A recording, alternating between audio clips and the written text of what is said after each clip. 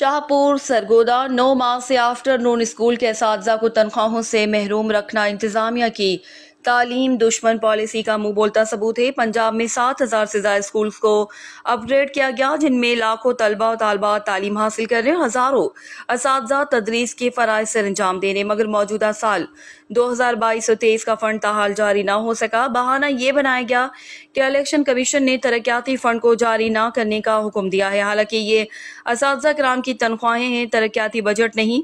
Secretary education, secretary finance और वजीर तालीम को बारहा दरख्वास्त कर चुके, मगर बेसूद।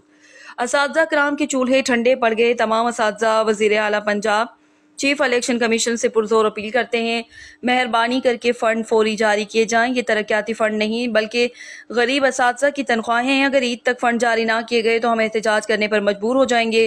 फंड जारी करके असातिज़ा कराम की दाद रसी की जाए। पंजाब में तालीमी साल 10 माह का होता है, मगर आफ्टरनून असातिज़ा का कॉन्ट्रैक्ट 9 माह का, लिहाजा ये कॉन्ट्रैक्ट 10 माह का किया जाए ताकि मई 2022 की तरह अब भी असातिज़ा की हक तलफी ना हो।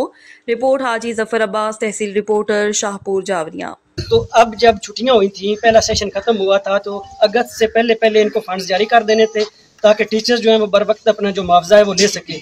हमारे नबी करीम सल्लल्लाहु अलैहि वसल्लम की हदीस है जिसका मफहूम ये है कि एक मजदूर है, उसको पसीना खुश्क होने से पहले उसकी मजदूरी अदा कर दी जाए। लेकिन यहाँ पे जो मुअल्लिम हैं, जो टीचर्स हैं, जो तदरीस के शोबा से वाबस्ता हैं, उनको 8 माह हो गए हैं वो तनख्वाहों से